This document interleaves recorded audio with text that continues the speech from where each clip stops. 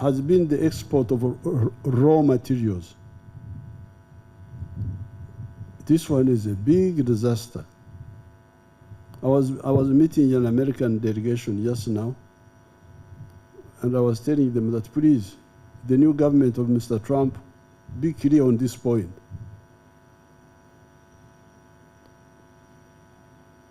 When you export unprocessed coffee, as we have been doing all this time, you get about $2.5 a kilo. The price is now a bit higher, but normally it was around $2.5 a kilo of very good coffee. What they call screen 18, the one with good seeds. When somebody goes and makes coffee, powdered coffee out of that, he may get as much as $40. Now, according to the present value of business in the world of coffee, the present value is $460 billion, the value of coffee business in the world. How much are the coffee exporting countries getting out of that? Only $25 billion. $460 billion, but all the coffee growing countries of the world, all of them, Brazil, Colombia, Vietnam, Uganda, Africa, you get $25 billion. Our wonderful Africa, out of that, gets $2.5 billion. And 1.6 billion of that is coming to Uganda now. But this is because of the high coffee prices. Normally Uganda gets about 900 million out of the 2.5 billion. So now, if you take a raw material like cotton,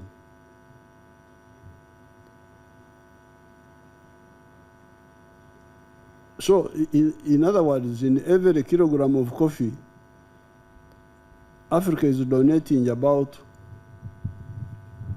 more than $20 to the rest of the world, if not more. But also donating jobs.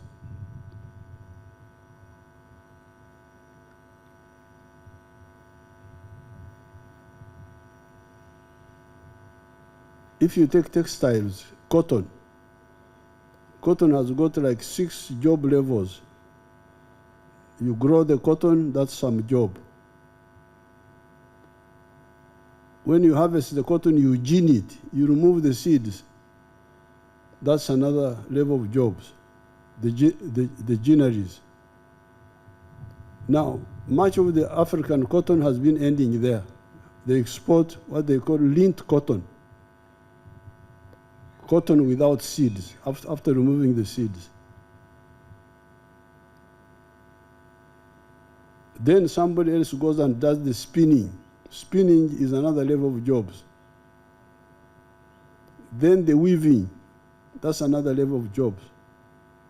Then the printing of colors, that's another level of jobs.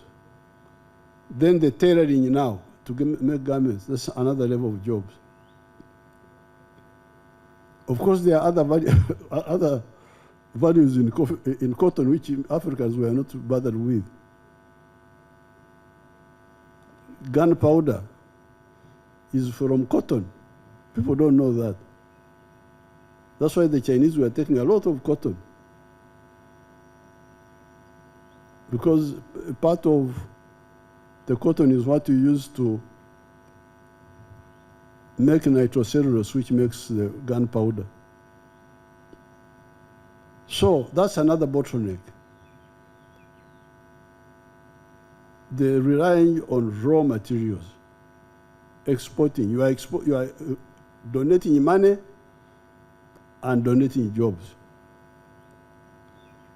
When you see these children dying in the Mediterranean, going to Europe, this is the problem. They are being killed by these economies of raw materials. So you can go to every raw material, whether it is agro-based or minerals. Some people wanted us to export. We have got very good iron ore here. The best in the world, high grade, 70% pure. It's the best. There's no, only the one of Peru is near, about 50%, but ours is much higher. So some people wanted us to export iron ore of Tariffs, we call it in our language, to India. And one of our districts, where some people who are here, whom I see come from, had already made a deal with India that we sell our iron ore to them as iron ore. I said over my dead body, I have banned all the export of unprocessed minerals from here. Let them stay in the ground. When the grandchildren come, they will get them out. So, a ton of iron ore at that time they would give us $47. Then they go, because it is very high quality, a ton of iron ore gives you 700 kilograms of steel, almost 1-to-1. Now, from a ton of steel, that time they were getting $900. So the sleepy Africans here, the French have a good word, dormir beaucoup, that we are sleeping too much. The sleepy Africans would get $47. A clever outsider would get $900 from almost the same amount of. Later on, when the price had come down a bit of steel, it was about 600, 700. I don't know where it is now. But it's much more than what we would be getting. So I said, no way. Let the iron ore stay in the ground. Because then you would be losing jobs, losing money.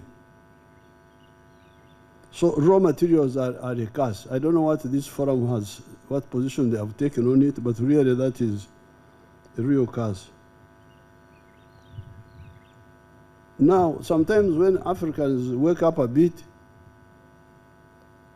they concentrate on import substitution. But that's not good enough, because the internal market is not big enough.